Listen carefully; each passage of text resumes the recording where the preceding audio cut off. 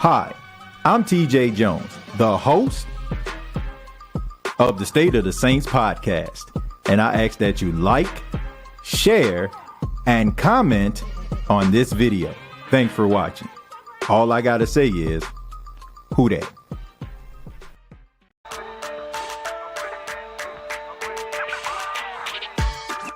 Hey, don't let these tears fool you. There's all dog around this mug. I'm good.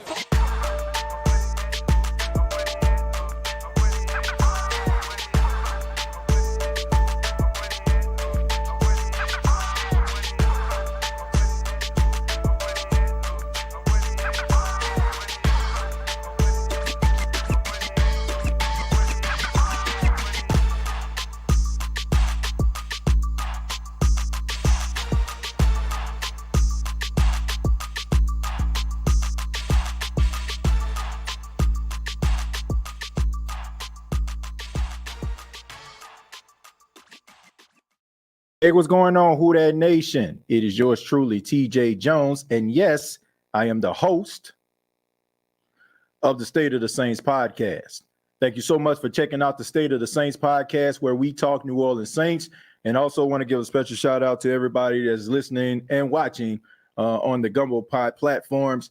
Thank you all so much. Before we get started, I am happy to announce that today we have launched a brand new website. That's right. GumboPodSports.com is available right now. All right. Today is the first day. I'm excited about it. On GumboPodSports.com, you'll be able to check out the audio versions of the State of the Saints podcast and the Gumbo Pod. And also you'll be able to get different articles that I write. And hopefully later on down the line, I can add some contributors there as well. Got some articles that are out right now. Just wrote one about new edge rusher defensive end Isaiah Foskey for the New Orleans Saints, and how I look at him as the possible successor to Cam Jordan. And also just some of the reports about Anthony Richardson in practice for the very first time with the Indianapolis Colts. So make sure that you check out GumboPodSports.com. I got the link in the description. You can subscribe to it. You can get up-to-date information on that. And also, if you want to check out the audio version of the State of the Saints podcast, you can just use that platform in order to do so. So make sure that you check that out. But let's go ahead and talk a little bit about the topic of the day, breaking down the NFC South. We know that the NFL draft was a couple weeks ago, and we're excited about the direction of our respective teams, no matter if you're a New Orleans Saints fan or you're watching this and you're a fan of another team. You're extremely excited about the possibilities of what your team can actually do.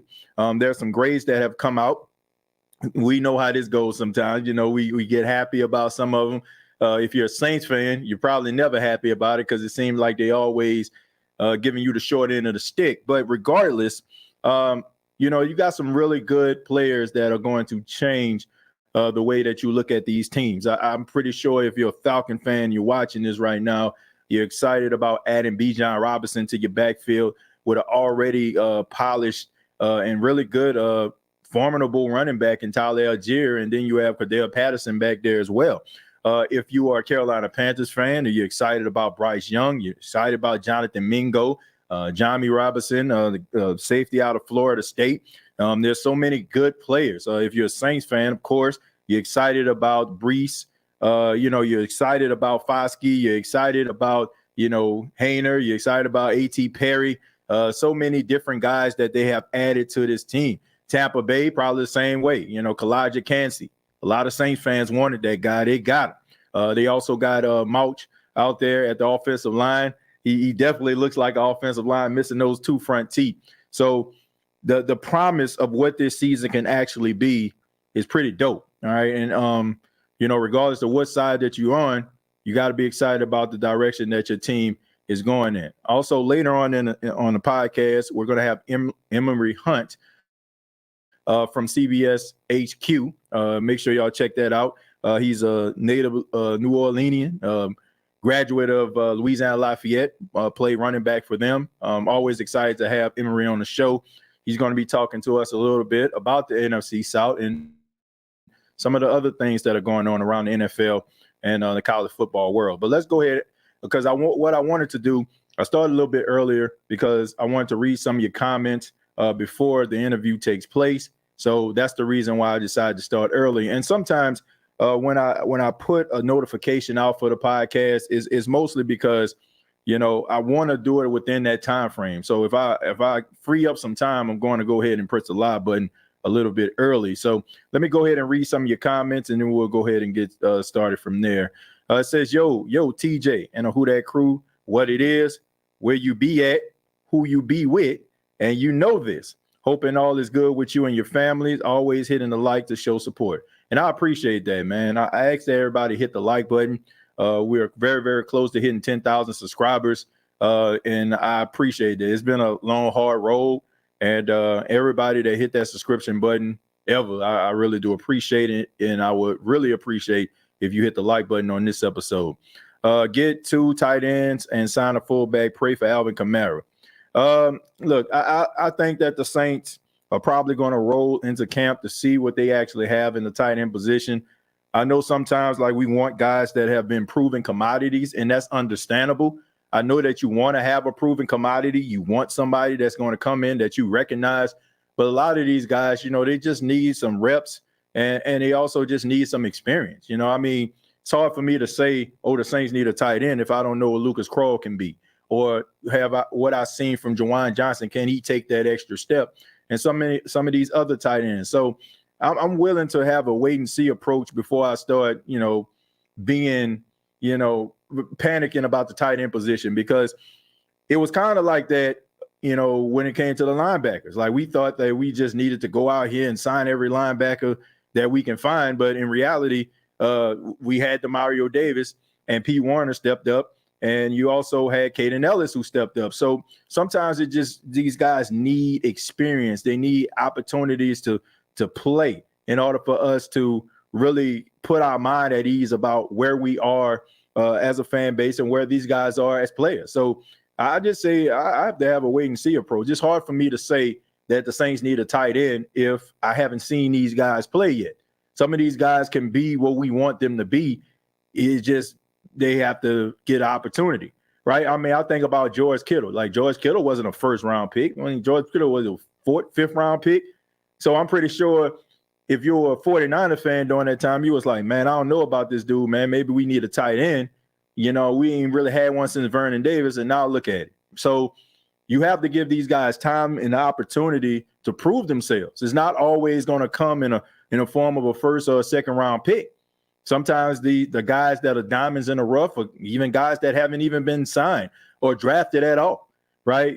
These are the guys that we may just need to look at and have a little bit of faith in to see where they are. I don't think that is always warranted going out here and having an immediate response like, oh man, we need a tight end. Well, maybe we don't. So I'm interested to see where these guys are as far as their improvement.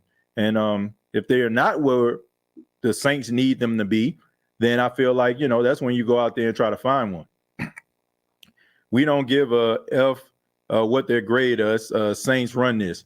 Look, I don't really get into grades. I just feel like, in all honesty, I feel like when it comes to grades, it's just stuff to put out there to try to get the fan bases up in arms or extremely excited about what's going on. I don't really get into it. I understand why they do it. And the reality is you don't know what the grade is, right? You can look at these guys and you can say, oh, well, they drafted this guy, but you got to take into account what this player could possibly be for this organization. So as far as you putting B minuses and A minuses, that's just like your opinion about where you feel like the trajectory of these players are. And nobody knows until they actually hit the field. So to me, it's completely pointless. It's fun, of course, to have these type of conversations. Always good to have water cooler talk, barbershop conversations about where your team is going. or a rival team is going. But as far as getting grades and knowing it for sure, then everybody just kind of just spitballing this thing. So I don't really get into it like that. All these NFC South teams got good. I got to see how Derek Carr will play. He needs a change of scenery. I expect him to have a great season.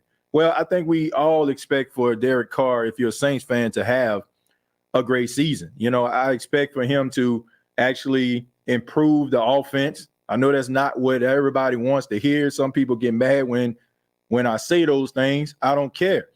I'm looking for Derek Carr to improve the Saints offense because the offense was not very good last year. You're averaging 19 points a game. That is not very good, right? So Derek Carr needs to come in and have a good command of the offense. And if you see his numbers statistically, his completion percentages over his career, you have to admit, even if you don't want to, that the offense should be more efficient. And I understand that Derek Carr has not really had a good defense throughout his career. And that's a plus, right? That's a plus that he can actually come in with his experience. But I will say this, you know, Derek Carr didn't have a defense, but it wasn't always the defense was the reason why the Oakland or the Las Vegas Raiders weren't getting over the hump. So there were times where Derek Carr had some brain fart moments or he couldn't get them over the hump. Now, he has facilitated some comebacks, 33 in his career, and that's great. But there have been times where the Raiders expected him to really go out there and put forth that effort, and he couldn't get it done. But more times than not, he did, you know, go out there and do some good things. And he also made some really good, receivers look even better. I mean, you look at Devontae Adams, 1,700 yards receiving, right? You look at Jared Cook, got him paid. Foster Monroe, you know, he probably would end up with the Saints. He had some really good seasons. Darren Waller really stepped out. Hunter Renfrow, as a slot receiver, really stepped out, proving himself. Henry Ruggs, before all that stuff went down, he was out there, you know, trying to make plays. So he can make the best of the situation, and he can also elevate receivers that, you know, may be bottom tier or even average. You know, he can actually get most out of them. So that's what you want. But at the same time, you know, you have a defense. You got some really good players. You got some talent around you. So to me, there's not many excuses that you can have or come up with that can say, hey, you know, what's wrong with Derek Carr? You know, so you got to be able to do that. You got to be able to do it. So this show is live. Thanks for being here, my brother. I'm off today so I can watch. Well, I appreciate that. Thank you for watching, man. I'm going to put you on the big screen television and chill. Well, thank you, man. I appreciate that. I didn't hit the big screen, so I'm blessed for that. Let's see who that nation. Y'all know how I roll. Says I'm excited about the up and coming season. Hope we can take the NFC South back. Well, there's a lot of teams that want to take the NFC South. There's some teams that want to improve on the momentum that they have. If you're a Tampa Bay Buccaneers fan, you lose a legendary quarterback like Tom Brady. You're relying on Baker Mayfield to lead you, and you know you still want to build on that momentum, right? So you also have the Carolina Panthers, who had a really good team last year. You know, they had some struggles. You know, you firing your coach, you have Steve Wilks coming in as an interim, but they played really tough, man. They played really hard for Steve Wilks. And I don't expect for them just to take a step back. I think that they are a really good organization. They got a really good coach. He has a really good coaching staff. And I really believe that Bryce Young is the answer to the Carolina Panthers quarterback question. So if you're a Saints fan, you're a Falcon fan, you're a Bucs fan, you're really going to have to step it up defensively. And you're definitely going to have to step it up offensively, because if Bryce Young, the light starts to turn on for him, the wheels start to begin to turn, you're going to see, you know, the same situation where you have, you know, a quarterback that wears the number 9 dominating the division for years to come. So these teams are going to have to step it up. Moving on, it says, in other words, what TJ is really saying is F your feelings. Yeah, in other words, you know, not I won't be as you know, blunt as that, but to be quite honest, which I mean, I don't really get into those draft grades, to be honest with you, man. I don't get into the draft grades because I don't feel like that is the deciding factor. That's not going to help you, like it's not going to decide like, oh, this player is good, this player is great. Like if you're sitting there getting mad or being worried about some Tom, Dick, and Harry that just wrote an article and gave the Saints a B- or gave the Tampa Bay Buccaneers an A+, and you feel like your team draft pick was better, like you're wasting your time. Like all this stuff is just opinionated, water cooler starting banter that's out here. You know what I'm saying? That's all it is. Like that's all it is. Like, so why even concern yourself with that? Like nobody knows until these guys actually hit the field. Relax, chill, and focus says, hey, TJ, do you think it's possible the Saints might trade AK? Nothing's out of the realm of possibility, but I don't see that happening. I don't understand why. But I will say this, and I'm going to continue to say this. If the New Orleans Saints continue to use Alvin Kamara like they used him last year, then you need to go ahead and trade him. Because Alvin Kamara is too talented of a running back, and he possesses too many skills for the Saints to be running him like he Edgar Bennett or Jerome Bettis or, like one of those other power backs that they had back in the day, Earl Campbell or something. Like, that's just not him. Like, can he run in between the tackles? Yes, he can. But doing it like the smash mouth way, 1995 Bam Morris, Pittsburgh Steelers type stuff, nah, that ain't it, bro. Like, that's not his game. Like, this guy has so many facets to his game. It's doing him a disservice just having him going up the middle with a halfback dive, not utilizing stretch plays, not setting up screens for him to do. Like stuff like that, it's an embarrassment. It's sad. Like to actually see this guy that is so talented. Like we seen like Alvin Kamara catch passes like a wide receiver on wheel routes and stuff like that, and you're using him right up the middle. So to me, if you're going to continue to use Alvin Kamara like this, let him go to another team where they know how to utilize him. I say trade him if you're going to use him like that. But if you're going to use him the right way and build off the momentum that he has set for the 6 years that he's been in the National Football League, then I'm all for it. But if you're going to use him like you did last year, and if Pete Carmichael can't get it together as a play caller, then I feel that they need to go ahead and trade him. Allow him to go out here and play out the rest of his career utilizing the talents that he has. I mean, you see the Carolina Panthers did the same thing with Christian McCaffrey. They traded him, right? And you see what he's doing out there in San Francisco. So, if you're not going to use Alvin Kamara in the way that he should be used, then I feel like you need to move on from him. But we have our guest here on the State of the Saints podcast from CBS Sports HQ. He's been on the show before. Once again, a native New Orleanian like myself, raging Cajun out in this thing, doing a really good job for CBS Sports HQ, Mr. Emory Hunt. Emory, how you doing?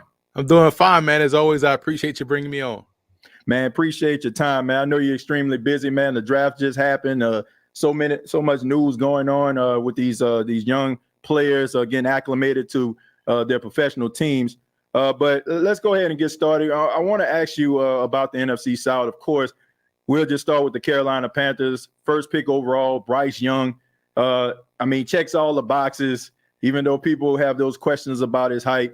But what are your thoughts about the Carolina Panthers drafting Bryce Young? And in your mind, wasn't any doubt that he would have been the first pick overall? I one of the things that I've said since Ben, size is not a skill. So him going first overall didn't bother me. Again, I remember I grew up in the era. I played against Linares Elpage, so we've been on five, whatever quarterbacks balling out there for a team. But I didn't have a problem with it. I would have probably thought Stroud would have gone first because of the quarterback room that's around. Frank Wright and Josh McCown and Coach I forget his name, that with the Lions. It's now Coach Caldwell. Coach Caldwell. Yeah, Jim Caldwell. Yeah, working with the quarterback. So I just thought Stroud looks like the type that they usually work with, but definitely didn't have a problem with Young because I had all those three quarterbacks graded the same. I think he'll hit the ground running, man. So I'm glad things worked out for him because he's going to a spot where Carolina has some talent. We saw this last year and how they competed down the stretch, and it's about whether or not they have someone that has a steady hand. That's all they need, was someone to not turn the ball over and be reckless. I think they can get steady play from Bryce Young.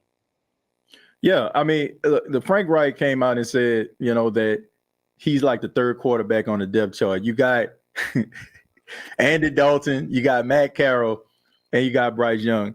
How much of this do you feel like it's just lip service? Do you really feel like they really believe in their heart of hearts that Bryce Young is the number 3 quarterback? And do you see him being the starting quarterback week 1? Absolutely. He's going to be the starting quarterback week 1, and they don't believe that he's the number 3 quarterback. But it's going to be funny to watch how someone like Matt Corral responds. Because if you're him, they drafted me last year. I thought I was going to be the heir apparent under the old regime, and now there's a new class in. So he has all the incentive to try to outperform Bryce Young. And then what's going to be, fascinating to watch is, can he play himself into a valuable commodity for a team that's going to be looking for a young quarterback, and therefore he can be put on the move. But Bryce Young will be their day 1 starter because he's not better than Bryce Young. And you can't have 2 young guys on the roster, essentially 2 rookies, because his rookie year was cut short because of injury. But Right. Bryce Young will be the starter. Dalton will be the backup. And depending on how he plays, we may see Matt Corral be put on the move. Yeah, I've heard some stories about Matt Corral, possibly being on a trading block. I mean, he didn't really have an opportunity to really show what he had. He got injured like so early in the season. He was lost for the year, put on IR. So like you said, it should be interesting to see what Corral can actually do. Because, I mean, he came out with a lot of hype. A lot of people thought that, he would be a top pick. Didn't end up being that way. But, I mean, he still has a chance to prove himself. Let's go ahead and move on to the Tampa Bay Buccaneers. They select Kalijah Kancey out of Pittsburgh, which was kind of a shock to a lot of people, Emory, because a lot of people thought they needed a quarterback. Yeah, they got Baker Mayfield from the Rams, but, there's so many unanswered questions about Baker. And you had Will Levis that was dropping in the draft. How shocked were you that they didn't decide to go with a guy like Levis, but instead went to an interior guy like Kalijah Kancey? More shocked that they went with Kancey. I didn't expect him to take a guy like Levis. In their mind, they probably thinking, well, Mayfield is better than Levis, so we might as well roll that. But then you're dealing with a defensive-minded head coach, so he's going to always think defense first. Right. And so that part wasn't shocking. What was shocking was that they didn't go corner, considering how many lengthy corners were on the board, and knowing that they have a type in the secondary. But they went with Kancey, and we'll see what Kancey can do on the interior. Now he's gonna probably be someone that's situationally moved around.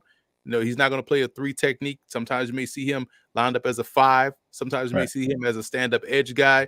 But in order for him to play consistently on the interior, he's going to have to be better in terms of getting off double teams or fighting through contact better with powerful offensive linemen. That's where he kind of lacked at Pitt. But he's quick off the ball. He's explosive. He can close. And so they can envision him being someone they can utilize in a multitude of ways. And so we'll see how that manifests itself out there on the field. But I thought they could have gone offensive line. They could have gone receiver. To your point, they could have gone quarterback. I thought maybe it could have been a potential spot, maybe a hidden hooker. But this is another team that drafted a young quarterback a couple of years ago. Right, wrong, and different.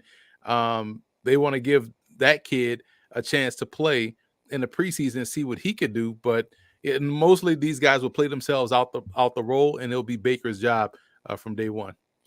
Yeah, I mean, Baker Mayfield, Kyle Trask, I mean, is not a quarterback room, that's going to, incite any fear in any team that's in the NFC South. So I'm just a little bit confused about that. I'm not the biggest Levis fan at all. Not really shocked that he dropped like the way that he did. I feel like it was a little bit more hype than anything at all. Then, looking at his tape, looking at what he did at Kentucky, some really good things, but they have some not so good things. So I don't know why they wouldn't try to get a quarterback, even move up. I mean, you've seen in the draft so many teams moved up.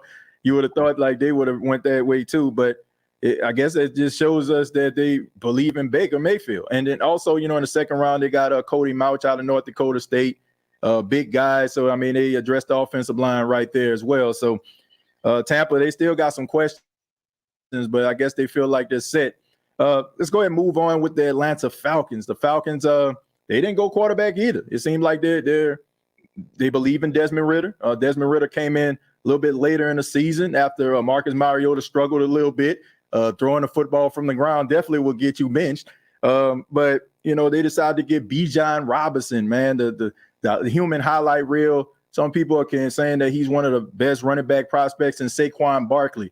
You had opportunity to interview Bijan Robinson at the Combine. Tell us a little bit about Bijan and what you learned from him and what can he bring to the Falcons organization. He's someone that was cool to talk to, real humble dude. Has a great perspective on the game in terms of, when guys are asked what were parts of their game that they can improve, you see some guys kind of shy away from the question or don't really want to, they view having a weakness or a perceived weakness as a overall weakness, but we all can improve in certain areas. But when we were talking to him, he brought up, how he wanted to be better as a receiver. So after practice, he would work with his receivers coach and running backs coach on running routes, receiver routes, and not just the standard back routes that you asked to run, but he was getting downfield and trying to learn how to be a better route runner. And then at times at Texas, we saw that manifest itself out there on the field. They'll throw him in the slot, and he's able to beat guys deep down the field. So the fact that he understood an area where he had to get better, an area where he can enhance his game. And so when you think about this now as a pro player, and okay, how can they get both him and Algier on the field at the same time? Is that a possibility? Well, yeah, it's definitely a possibility, not just from a run game standpoint, but also from, hey, this is a mismatch because we could flex him out. And now you're either going to put a linebacker out there that he's going to beat, or you're going to put a safety out there, which now makes this run game even better because now we have an advantage in terms of who we're facing in the box and also as an alley defender. So he does give you a lot of flexibility. I thought the Falcons probably were going to go wide receiver. Jackson Smith and Jigba was sitting right there. And now you can imagine him, Drake London, Kyle Pitts.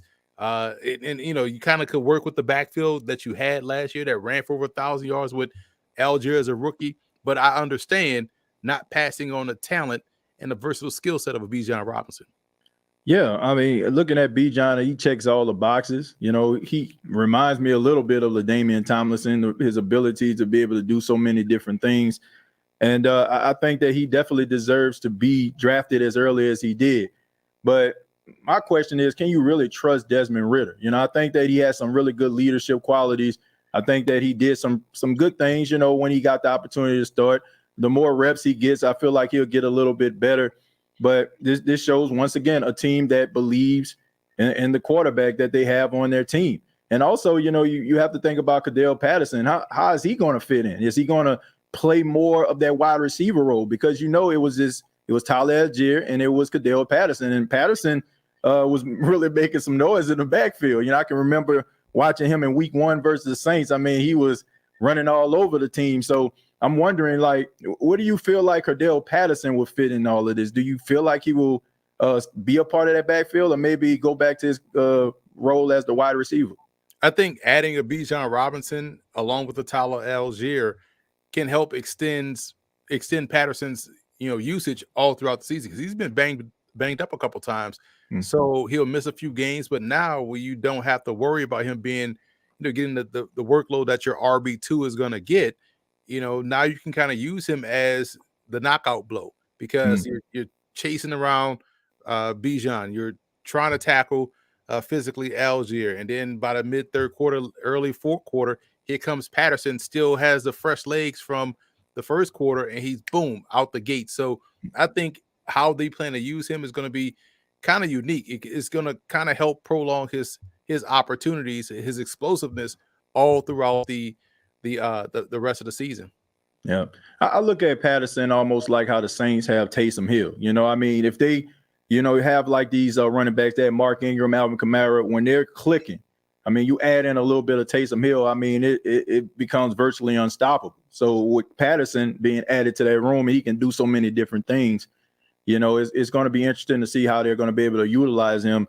But we know that they're going to run the football. Arthur Smith has a history of, making sure that they run the football. We've seen it with Derrick Henry. He was out there with the Titans. So that they want to run the football. And with Bijan Robinson and Algier, it's going to be a dangerous 1-2 punch in Atlanta. But finally, let's talk about the New Orleans Saints. The New Orleans Saints got Brian Brees, a defensive tackle out of Clemson in the first round. And they also got Isaiah Foskey, the defensive end out of Notre Dame, in the second round. The Saints are definitely trying to address the defensive line. They've had some issues. They counted on some guys like Peyton Turner, Marcus Davenport. Hasn't really turned out the way that they wanted. Davenport is now with the Vikings. Peyton Turner is a pending product. What do you think about the Saints' first 2 picks with Brees and Foskey? And what does this say that the Saints are trying to do in 2023? Well, that was one of the glaring needs that they had going into the draft. You didn't see any depth along that defensive line, especially on the defensive interior. And being able to get someone like Brian Brees where they did, that's a home run. And, this dude is legit top 10 talent. And I know people will look at last year and judge him off that, but he was coming off of an injury that he tore his ACL in 2021 in the season, I want to say week 3 against Georgia. So he's working back from that. And he had, he lost his sister this season as well. So he had life issues going on. Yeah. And that explains the drop off in productivity. But you go back and watch him at his healthiest, this dude can play across the front. He's strong at the point of attack. He has great hand usage. He can collapse a pocket. He can pressure the quarterback. He plays great versus the run. This was a home run pick. And so for me, getting that guy is a frontline starter and allows you now to use Foskey as a depth guy. I think he's more of a depth guy to help bridge that gap from their frontline pass rushers as opposed to someone. He's a little tight-hipped, in my opinion. So I think working in reserve is going to be best for him. And you still have to hold out hope for Peyton Turner. I was more high on Turner than I was on Davenport. Davenport, you like the pieces that he put together on paper. Right. But as the football player, it didn't come together consistently. You saw flashes. And Turner had the better football skill, wasn't the type of athlete that Davenport was, but we hadn't seen the football yet because he's been banged up and injured. So, you hope something clicks with him because they still have some question marks depth-wise there. But if he comes along and now Foskey can kind of learn on the fly and be a situational guy with Brees holding down, I think he's going to be a stud day one. I think defensive front seven looks a lot better than it did going into the draft. Yeah. I do want to talk about the third round pick, Kendre Miller out of TCU. Ended up getting injured in the semifinal game versus Michigan, didn't take a part in the national championship game. But this guy comes with a lot of swag and confidence. The New Orleans Saints spoke to him. The media spoke to him. And he said he has a lot of respect for Alvin Kamara, but he's not coming here to be a backup. He has that type of confidence. But you look at the Saints running back room, they had a lot of issues last year. It was a lot of plug and play. In the middle of the season, they got David Johnson. They got Eno Benjamin. But now it just seems like they got some guys that can really make some moves. You got Jamal Williams coming from Detroit. Led the NFL in rushing touchdowns among running backs with 17. You got Miller and you got Kamara. You look at the running back room. Can this be an issue? I mean, I think about back in the day when the Saints, back in 2017, they had Kamara, they had Adrian Peterson, and they had Mark Ingram. How do you see this panning out? Do you see any of these individuals possibly being on the move? It's funny because like you see a type developing, right? They go out and get Jamal Williams. Then they go and draft Kendre Miller, two big backs, and Miller has much more burst than Williams, but you see multiple big backs on the roster. Is that where they want to go more so than Kamara? Are they trying to prolong Kamara or are they trying to put Kamara on the move? I like the confidence that Miller threw out there, but when you hear it, it's like, you just kind of say, I hear you, man. Like, that's all right. You know what I'm saying? But like you tripping. But, and I would also keep an eye out for undrafted rookie free agent, Sir Roderick Thompson. He is another one that I just love watching him run. Yeah, Texas Tech. Yeah. Yeah, I was out there at the NFLPA Bowl. He had a fantastic week out there. Then he got the call up to the Senior Bowl. and late call up, and he was able to produce there as well too. So he is someone that has quicks. He may not have the long speed, but his short area quickness and burst is something to keep an eye on. But I feel like this Kamara situation is tenuous. We don't know how many games, if any, he'll be suspended, what kind of favor he is in with the coaching staff or whatnot, because you go and get it back in the third round after you paid free agent money to Jamal Williams. It's kind of saying like, hey man, we are either with you or you're going to be shipped out of here. So we'll see. Even though he's a really good player and he works best off a compliment, and maybe that's just what they plan to do. Okay, now we're rotate Miller and Williams while keeping Kamara fresh, and I think that's going to be the role that he'll be in, because we saw last year when Kamara, all throughout his career, when he had to be the lead dog, at times it just didn't work out. He'll have flashes of great games, but he's best served when he's running sidecar with another tailback. So that's probably why they want to double up on a position.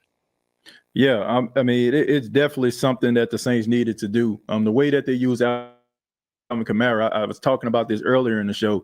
They use him like he Earl Campbell or Jerome Bettis or something, running him up the middle constantly.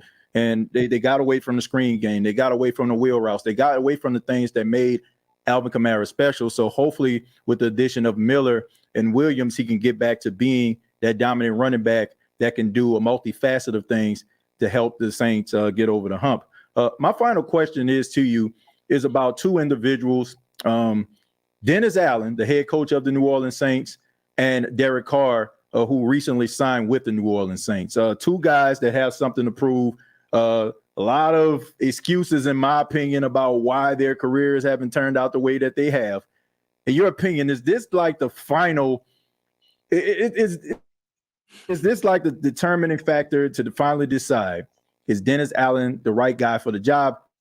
And also with Derek Carr, is this the final statement to say that, are you elite or are you not, or what's going on here? So what are your thoughts about these two individuals, and could they be on their last leg?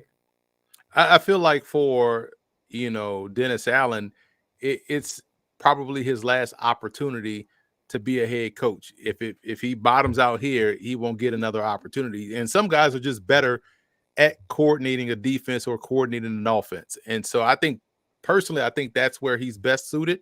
I just feel like he's more focused on the defensive side and wants to leave the offense to the offensive guys. But as a head coach, you got to be a great leader, a great delegator. And I just feel like he's so focused on one thing and doesn't really want the head coach responsibilities. So I think this season will show that. And as for Carr is interesting. Carr and Dalton are similar in a lot of ways. And Dalton at his peak probably was a little bit better. Think about what he was doing with Cincinnati and getting those teams that, like, you never worried about whether or not Cincinnati was going to the playoffs. The question was whether or not they were going to win in the playoff. You know what I'm saying? And with the Raiders, they had issues making the playoffs. And if you're supposed to be the good, the superseder of talent, you're supposed to drag that team to the playoffs, right? But I feel like Carr can play well when everything goes great. The problem is that's not how football is played, and things are not going to go great. They had opportunities last year to close out games, and where he took just some bad, horrible sacks. And so, and people forget, Carr can get out and move. He's an athlete. So it's like, why are you taking these sacks? The lane is right there. Take those cheap 5 yards, slide, and live the play of the day. Don't take the sack in the situation. So you used to see the frustration from Josh McDaniels on the sideline. Like, what are you doing right there? It's very Kirk Cousins-like, where Cousins will take a sack, or instead of stepping up and get through the pocket, he'll throw the check down on 3rd and 12. It's like, man, like, you gave us no shot. So it's going to be tough for Carr, because again, he's and people take this term as a negative term, but it's not. I'm trying to tell you, it's not negative. He's an average quarterback. I think he is what every NFL quarterback average should be. Like, that's the baseline. You can't be worse than Derek Carr. Carr should be the floor for what anybody playing quarterback in the NFL should be. But I think in terms of him, like, view him and Cousins in the same, and peak Andy Dalton. They're all the same, like 16, right? They're right there. Like, they can play well, but they can't, they're not elevators. You know what I mean? Right. They're kind of like bus drivers. They don't really push the bus. It's kind of like, there's someone that just kind of just can play when things are going great. So I said all that to say, I hope it works out for him, because I just feel like, the Saints fans will be in for disappointment in certain games where, you're wondering why he's not making the throw or getting out the way or getting out the pocket or extending the play, things that he can do, but he just doesn't do it on a consistent basis. Yeah, I mean, Derek Carr, as far as I'm concerned, I know what you're talking about. I mean, they got some highs, they got some lows. When it's high, it's like really high. When it's low, it's really low. To me, there's been a lot of excuses. Oh, he never had a really good defense. So he never really had a dominant player. But you had Adams last year, didn't make the playoffs. There was some times where you needed to put the team on your back and you didn't. So still some unanswered questions. As far as Dennis Allen, in my opinion, last year you can make an excuse about, oh, these were Sean Payton's coaches and this was his staff, and you would kind of plug and play. The Saints allowed him to go out here, get the coaching staff that he wanted, draft the players that he wanted. So where's the excuses? And then on top of that, you're not playing a first place schedule here. You're playing maybe like a third place, fourth place schedule in the eyes of the NFL. So to me, if Dennis Allen can't get the job done, then maybe the Saints, like you said, may need to look in a different direction. But Emory, thank you so much for being a part of the State of Saints podcast, Gumbo Pie Sports podcast. Really do appreciate it. Let everybody know how they can get in touch with you. They can follow me on Twitter at FBallGamePlan. They can still pick up the Football Game Plan 2023 draft guide, largest draft guide in existence, as scouting reports, over 1,000 scouting reports. So if you really want to know about these undrafted free agents that the Saints picked up and how they can fit in or what they are able to do, pick up that draft guide, footballgameplan.com/2023 draft guide. Best money you ever spent. And it's a PDF, it's a PDF file. It's not a full book, because if it was a full book, I'd have to charge you $1,000 for the doggone book. It's a PDF. Wow. Don't send me an email saying I'm waiting on my book to arrive at my address. It's not going to arrive at your address because it's a PDF. It's coming right to you in your inbox as soon as you place your order. All right. Yeah, make sure you check that out, and find out about some of these players. A lot of these undrafted guys, that kind of slide under the radar. We find diamonds in the rough. The Saints found Rashid Shaheed. I'm thinking they're probably going to find that in Shaq Davis, the wide receiver out of South Carolina State, who really made some waves, probably single-handedly destroyed my Jackson State Tigers a couple of years ago in that championship game. But, and so many other players. So make sure that you pick up that draft guide. Emory, thank you so much for your time. Don't be a stranger, and look forward to hearing your commentary and also seeing you down the line, man. Appreciate it, man. Keep doing great work, man. All right, you take it easy. Yeah, ladies and gentlemen, that's Emory Hunt right there. Shouts out to that brother, man, coming on the show. Man, make sure y'all pick up that draft guide. Once again, great information. I mean, all about it gives you that information about the players that you may know, may not know. Make sure that you check that out. I'm going to read some of your comments, then we're going to go ahead and exit stage left. Let's see what we got. I hope that everybody enjoyed the interview. If you enjoyed the interview, go ahead and give it a thumbs up. Go ahead and give it a thumbs up. Make sure you hit that like button if you enjoyed the interview. If you feel like it was informative, no matter what side of the fence you're on. I know I seen in the chat some Buccaneer fans came through, Falcon fan came through. If you enjoyed the commentary, make sure that you hit that thumbs up. And let's go ahead. It says Atlanta going to run the wishbone and give up 40 a game. Falcons will be second or third place. The Falcons will be dead last. We got the Saints, Falcons, Panthers, Bucks. How I think the division will play out this year. Okay, we got Ryan Tannehill is not the man in Tennessee anymore, and his money is too big to pay. So that's why the Titans took a chance on Will Levis. Well, I ain't never really been that high on Ryan Tannehill. Like the Tennessee Titans had a window, right? And Ryan Tannehill, to me, was the reason why they couldn't break through that window. They had opportunities, and it's unfortunate because they had a really good team. And now, you got Derrick Henry. I mean, all those carries, he's starting to get worn down. You see him getting injured and stuff like that. I think he's still going to be a force because, the guy is huge, but excuse me. But I still feel like they missed their opportunity. But, we'll see. We'll see. Miss Barber, it doesn't matter as long as the Saints are in first place to win the division. Says, I think the Saints draft was like y'all was watching the Falcons draft. Says Johnny Ringo, I think you on to something. I can see them under center for them squads opening day. I'm gonna stroll down a little bit to Johnny. Johnny says, I don't think anyone can make an assessment on any Raiders players until they are not a Raider. The Raiders are a 30 and 40 year catastrophe. Well, look, I feel like this. Yeah, they are what you would like to call, as far as the organization, a purgatory, right? We've seen this. We've seen it with Warren Sapp. We've seen it with Randy Moss. Richard Seymour was able to rise above it, but I mean, he was basically, a beautiful daisy in a field full of vines. You know what I'm saying? Like that's kind of what it was. But, I mean, this is an opportunity for Derek Carr. This is opportunity. And once again, when you come to an organization or you come to a situation that is better and you're supposed to be on par, right? You're supposed to be that dude. You're supposed to be that guy. You got to be able to rise above it. So the excuses that has held you back and the reason why you couldn't be MVP and the reason why you couldn't throw 5,000 yards and the reason why you ain't never make the playoffs or win a playoff game was because of the team around you. Well, you got your team. You got a team that has a really good defense for the last couple of years. I mean, we haven't played 2023, so who knows? But for the most part, we have seen a team that has a really good defense, a really good coordinator, and a head coach like Dennis Allen. And you no longer have an excuse anymore. So if Derek Carr doesn't perform at a high level in 2023, I think we have to look at him a little bit differently because you no longer have that Raider, that Raider little stigma on you. You know what I'm saying? Now we have to look at you as a player. So you got to step it up. You got to get it done. It's just that simple. Talking about fire the cannons, keep pounding and rise up. No wonder they are delusional. Well, look, they got a lot of positive things to be positive about, Jerry.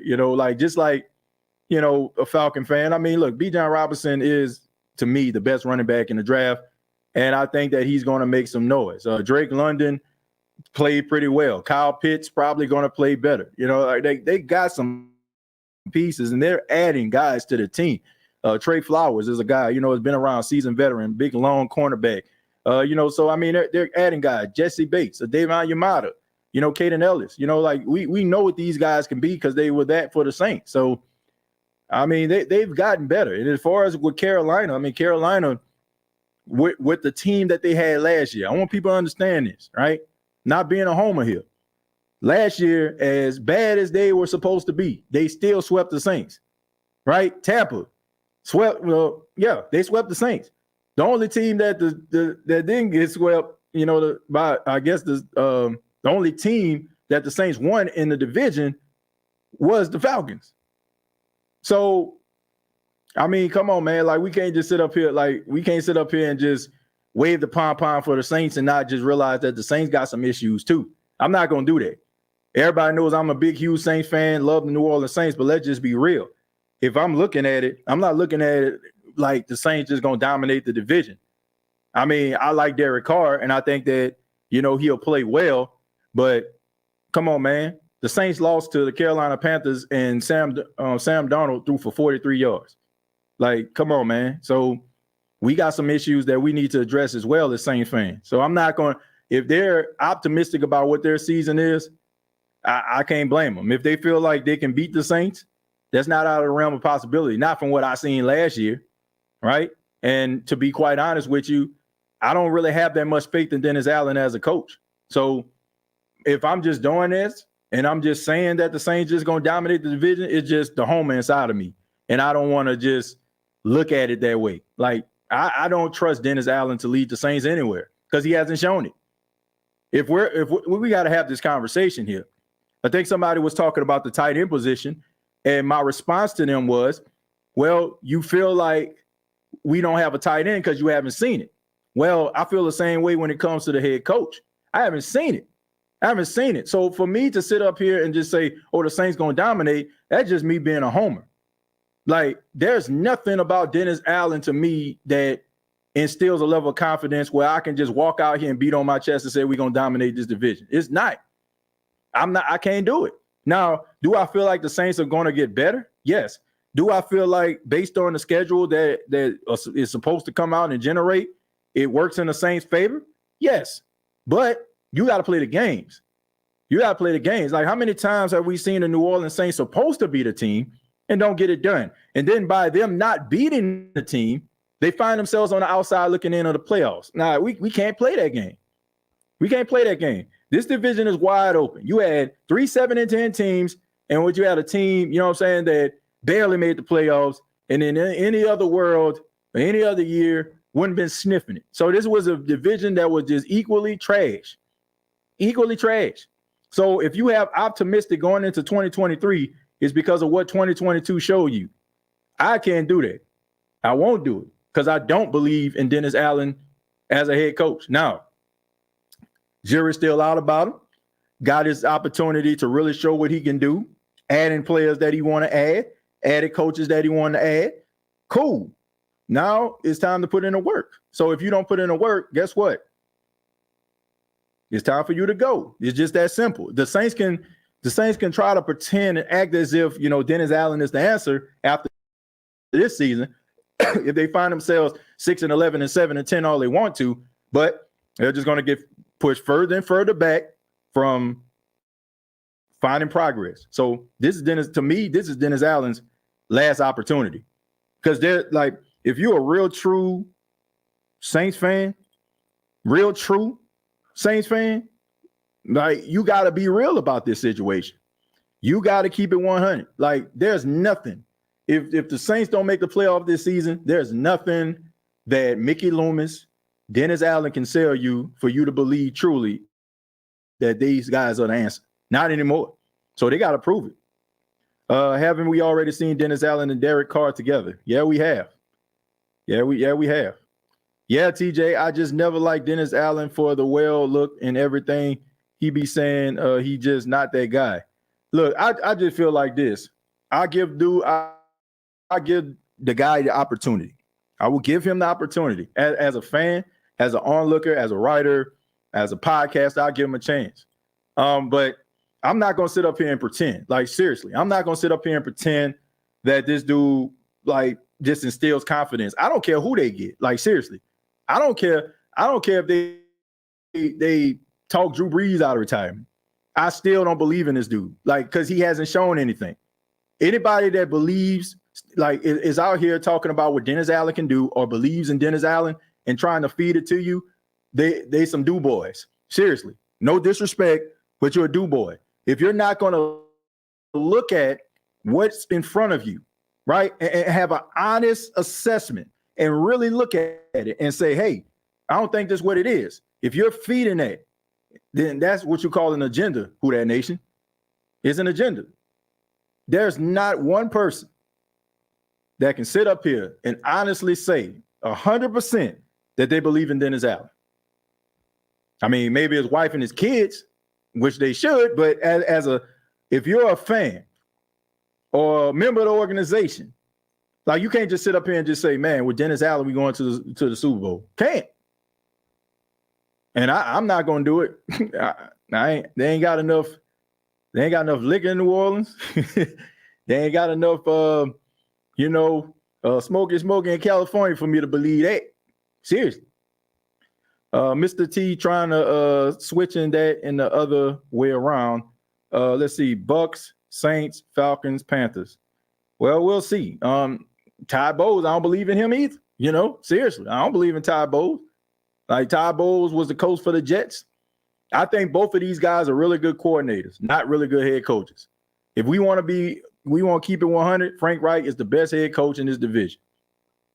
Right? I mean, everything else is just a toss-up. Arthur Smith looks like he knows what he's doing.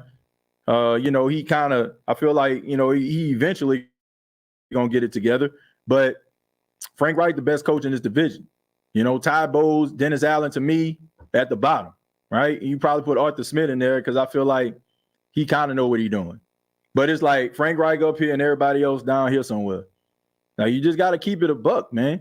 if the Saints or the Bucks, if they're going to win the division or go further, it's probably going to be because their locker room stays together, the leadership steps up, but it's not going to be from anything either one of those guys say. Let's see. Give DA the exact amount of rope that gave Eric Bieniemy, however you spell it. You telling the truth, TJ, and Big Q don't like Dennis Allen either. I don't want to say I don't like Dennis Allen. I mean, I ain't got nothing against him. I'm just going by what I see. See, my problem is when people are not going by what they see, but they just putting it out there. I get it. You know what I'm saying? Like, I get you want to instill a level of confidence. You got a job to do, but I'm not doing it. I don't have to. Like, I don't have to do that. I don't want to do it. You know, like, and I understand what comes with it. I understand what comes with it, Who That Nation. Probably won't ever see me in a Saints locker room, but I don't care. If that means that I have to fabricate things or stretch it or make it sound nice, I'm good. I'm good, man. That's not going to stop me from doing whatever I need to do, right? But I'm going to tell you the truth. This ain't it. This what they have shown is not it. Now, can it improve? Yes. You know, can you get better? Yes. Am I optimistic that it can happen? Yes, I am. Not mad at it. Feel like it can happen. But you got to get it done, man. You got to get it done. Seriously. Like, because once again, if they don't get it done, there's nothing that they can do to try to repair the relationship between the Who That Nation and Dennis Allen. Simply. You got to make the playoffs, man. You got to make the playoffs. I'm not even on the division because here's the thing. I don't feel that there are 7 teams. If the Saints, everything works out, if they go out there and play and everybody stays relatively healthy, I don't feel like there's 7 teams better than the Saints in the NFC. Do I feel like the Saints top 5 team in the NFC? No, I do not. But do I feel like they can get into the playoffs? Yes, I do. Do I feel like the schedule that is going to come out can work in their favor? Yes. I don't feel like there's 7 teams better than the Saints. I do not. So with that being said, you got to go out there and make the playoffs, man. Like, come on, man. We got it, man. Let's stop joking around and stop playing around here. Like, this is real talk right here. You know, like, man, I can't, you can't sugarcoat this. This is what happened when a Bucks, Falcons, and Panthers fan tried to take over but failed. Yeah, man, look, all I know is everybody has issues. Like, you sitting up here towing the line and talking about your team just going to be superior to the other one, then you absolutely crazy. 3 teams had a record of 7-10, which means that 3 teams were off. And if you want to add the team that won a division, it's kind of like, to me, the division is almost like at a wedding when, you know, when the bride tosses behind her back, she tosses the bouquet and people just catch it. Somebody going to catch it, right? Somebody going to catch it. Right, you know, like that's just how it is. Like, somebody gonna make the playoffs. That's kind of how it is. So if you like, man, we won a division. Like, you proud of that, man? Like, honestly, like I get it. You know what I'm saying? Good T-shirt. You know what I'm saying? You can brag and boast. You know, and I guess as time go on, nobody will remember how you did it. But I don't care about that. Like, at this point, I don't care about the division. Now, the division can help you. You can get a home playoff game. That's cool. But I'm more concerned about this team making the playoffs. I don't care how. I just want to see them make the playoffs because they should make the playoffs. If they don't make the playoffs, then we got a problem. Because you're telling me that 7 teams are better than you. 7. So with that being said, you know, it's time for somebody to go. Heads need to roll. Because ain't nobody going to be spending their hard-earned money going up in there. I'm telling you. People morale as Saints fans was low. Falcon fans morale was low. You know, Bucks fans was low. Panthers fans, I feel like they was kind of optimistic because they wanted Steve Wilkes, but it's even more optimistic because they got Bryce Young. But the rest of these teams out here, you know, like, man, they want some success. So if you're not going to give them success, then some heads gonna have to roll, man.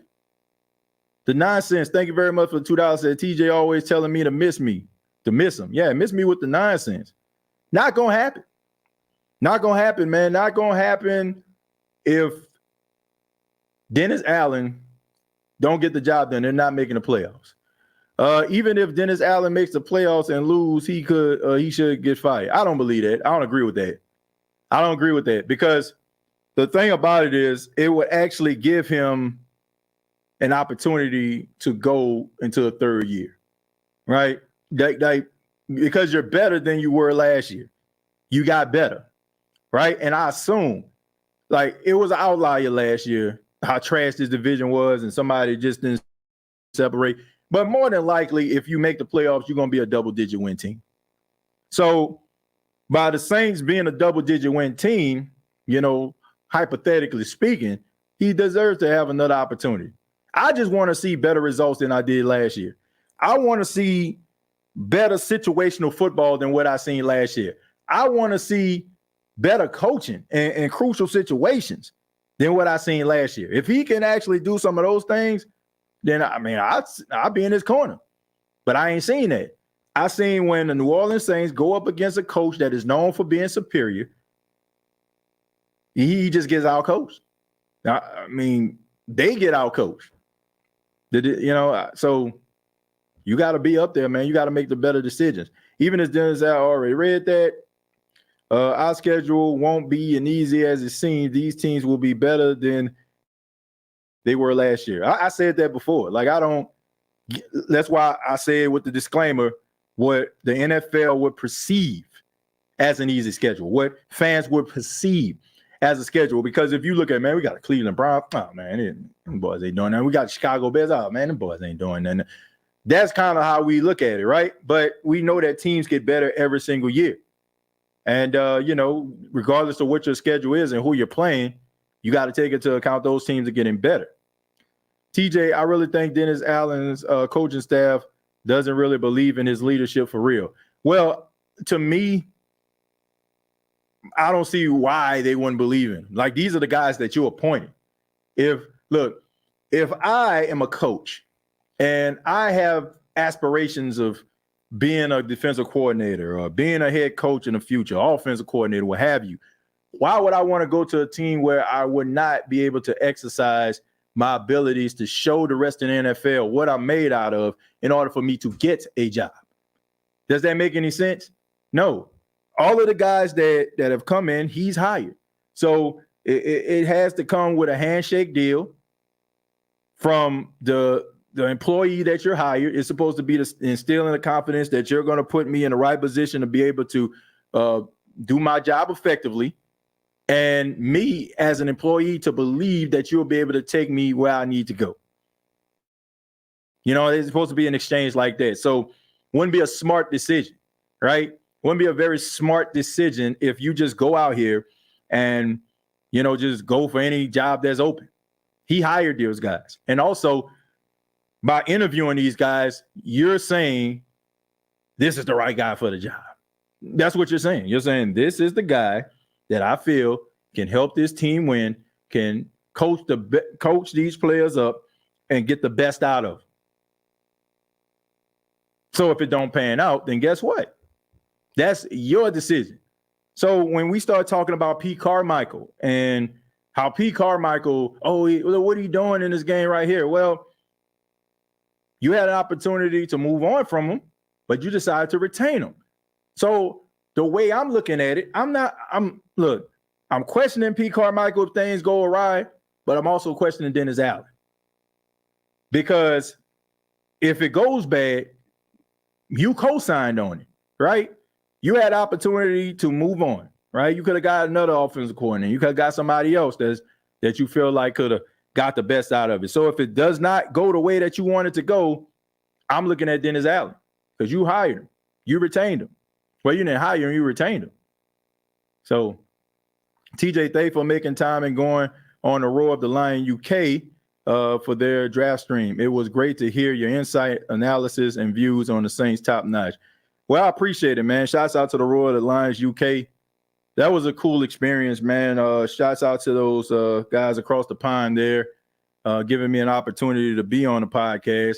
It's always fun to go, on different podcasts, but it's extremely special, man, because it just showed, how far the State of the Saints podcast has come and how far it stretches, man. The fact that someone from the UK checked out the show and thought of us, enough to be able to give us an opportunity to come on. So I was extremely excited about that, and I'm grateful for it.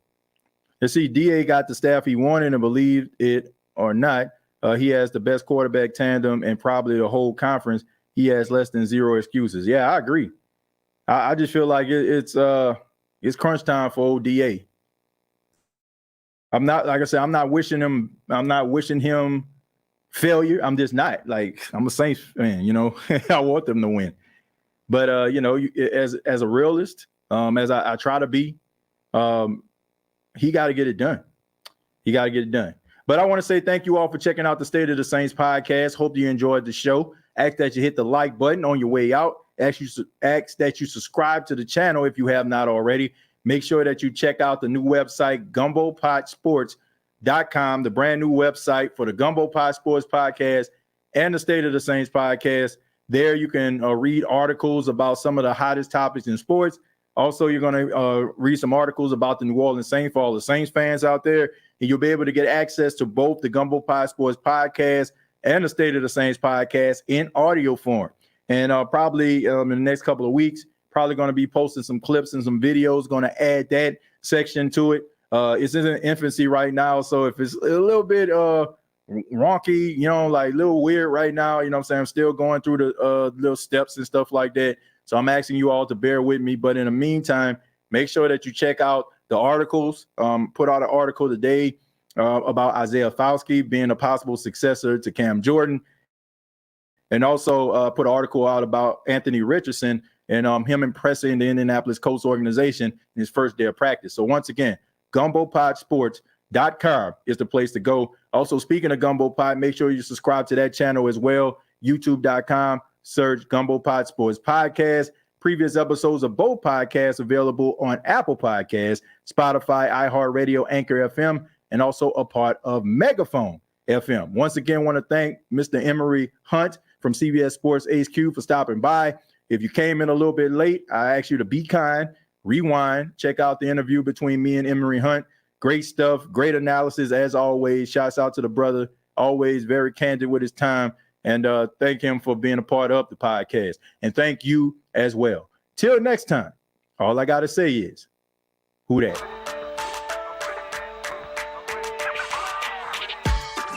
Hey, don't let these tears fool you. It's all dog around this mug. I'm good.